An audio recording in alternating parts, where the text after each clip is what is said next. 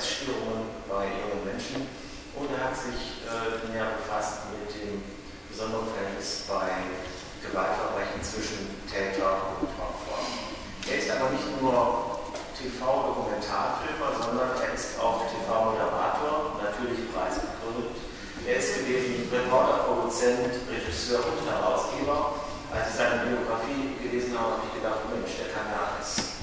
Er ist darüber hinaus der erste Journalist in Großbritannien gewesen, der von Beginn an eine Mordermittlung begleiten durfte. Und ich weiß aus eigener Erfahrung, ich habe knapp 10 Jahre selbst in Mordkommissionen gearbeitet, das wird ein heißer Job gewesen sein. Er hat darüber einen Film gedreht, natürlich preisgekrönt.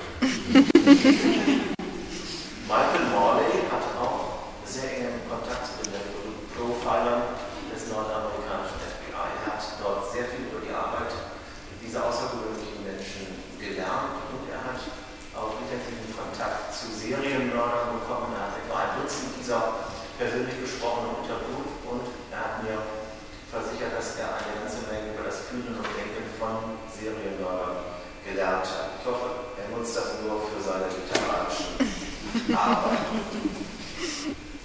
Michael arbeitet derzeit bei einer sehr bekannten niederländischen TV-Gesellschaft an herausragender Position, darüber hinaus aber auch in England als Journalist und Autor. Michael ist verheiratet und hat 2 Kinder.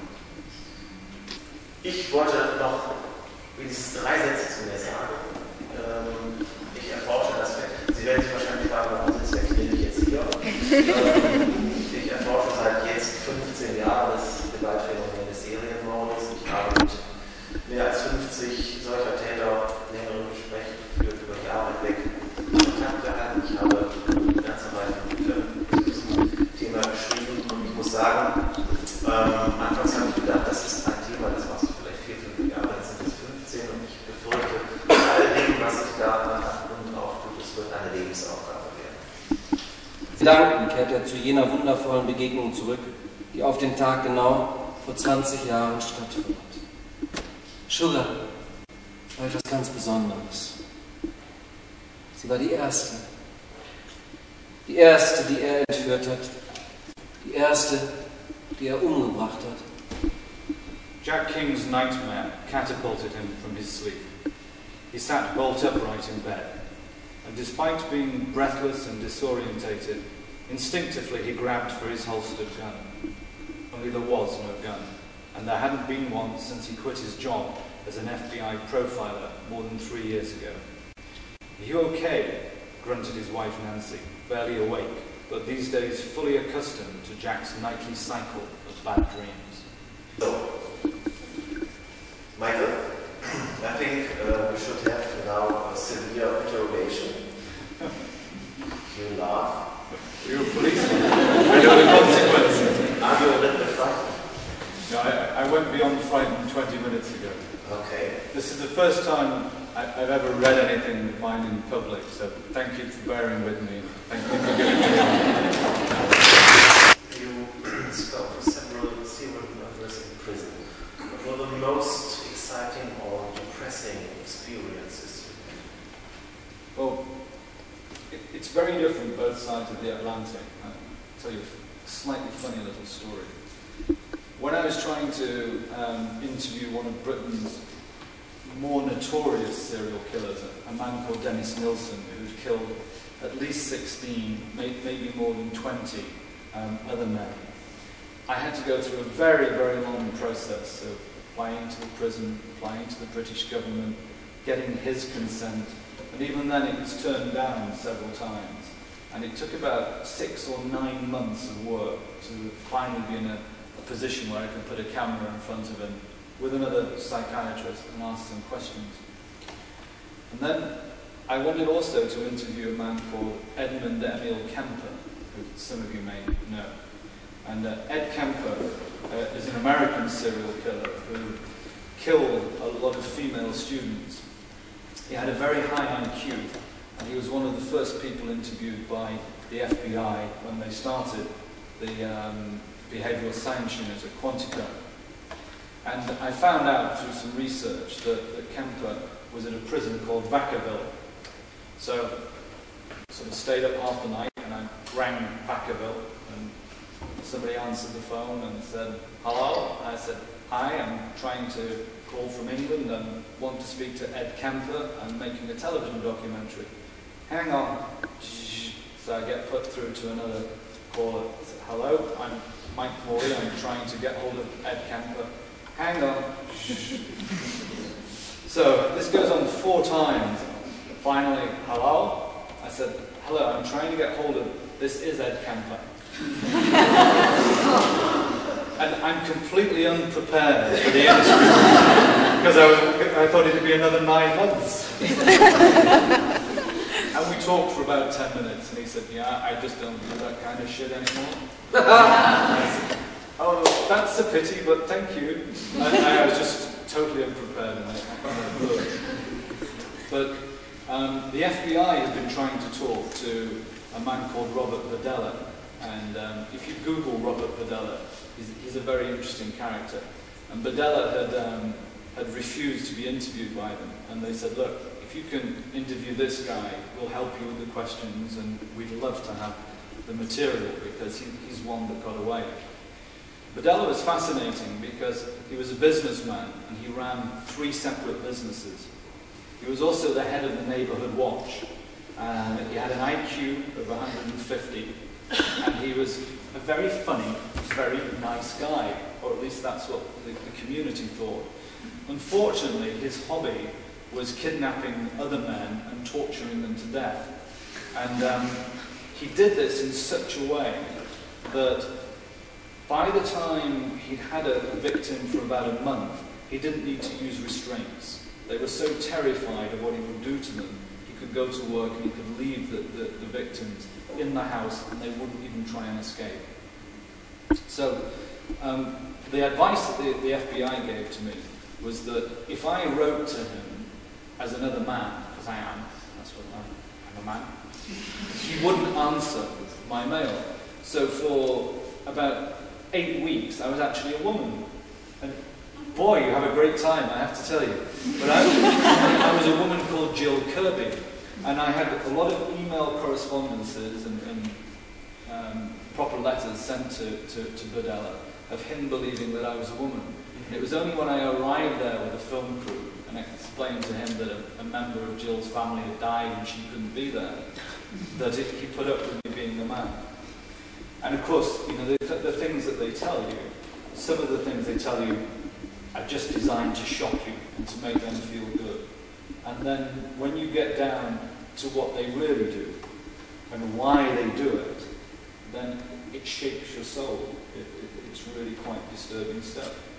And the first thing that I did when I came back was I sat down with psychiatrists and psychologists, and I talked, and I talked, and I talked, because that was the advice, again, that the FBI had given me. Because the quote at the front of the book is true. When you look into the abyss looks into you. During these interviews, you saw and heard cruel and horrible things. Did happen there anything you will never forget? Yes, I think there are a lot of things that I would never forget. First of all, how difficult it is for real investigators to deal with these people. When I was talking to Badella, I was trying to work out how he spent all of his day running these businesses and all of his night being the monster. He looked like anyone in this room. He's just a normal looking guy. They always are. If you don't look normal, you're probably okay. And I said to him, "Can you explain this to me? How did you run your life?" He said, "Well, you know, I'd have to get up early and I'd have to go check the victim. Then I'd go downstairs and check the emails. I'd make my calls. I'd go out, do the shopping. Sometimes I got them what they wanted as well. And then I'd have to go and do the poodle parlor. And then I'd go to the antique shop. Then I had my home watch. Then I had to come back and I had to torture all night. It really wasn't easy." And I was warned by the FBI not to do what you all just did, because that's the reaction. You want to laugh. He wants to make you laugh because he's trying to connect with you. And they're very manipulative. They're very clever. They're very normal. except for 5% of the lives, and that other 5% is deadly. Back to Spider. Jackie is a well-known He person. scared me, by the way. When he did that, that was really frightening. You can be a very scary man. So I think so too. Jackie is a well-known person and the most successful FBI profiler. How much Michael Morley is in Jackie? I think I'm more like Nancy than Jack. I can make very good cocoa, and I love Italian food. But I think that's probably about as close as it gets. In Spider, you describe a special behavior of the killer. You call it the day after shakes. Übersetzt das mal kurz. Man kann sagen, das große Zittern. What's about that?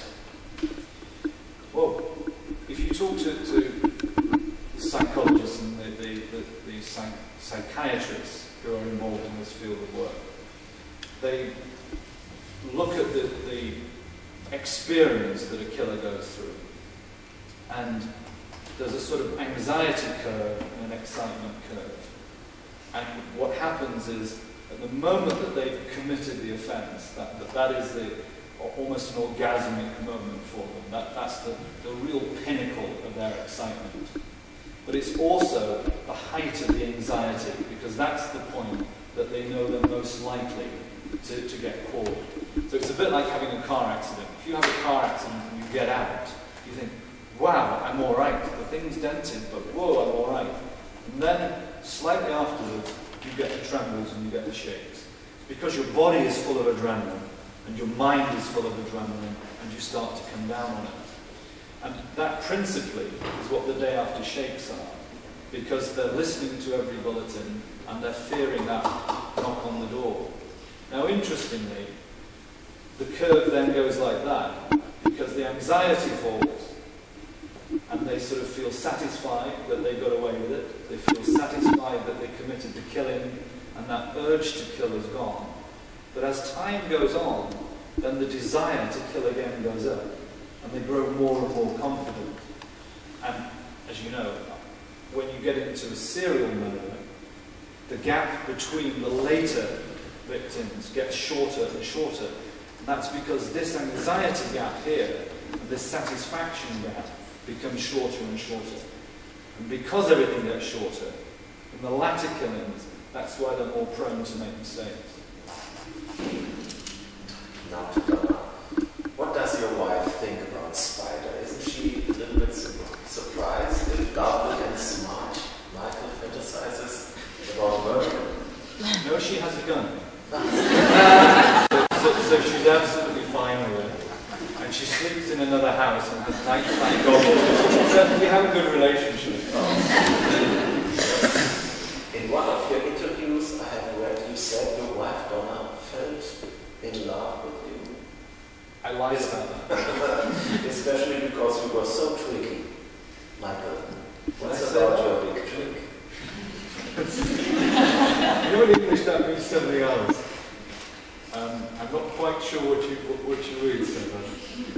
How did you get so much success? How did I get so... I just got lucky, I think, you know. I think that if you work really hard at things and you find good people around you, then sometimes you get lucky. And I've done some of those things, you know. I've written quite a lot of really bad stuff that I'd like to show you sometime. If you're up to that, you know, I think, you know, you've got to try hard and you've got to believe in what you're doing. And if you can do that, you can make up for a massive lack of talent.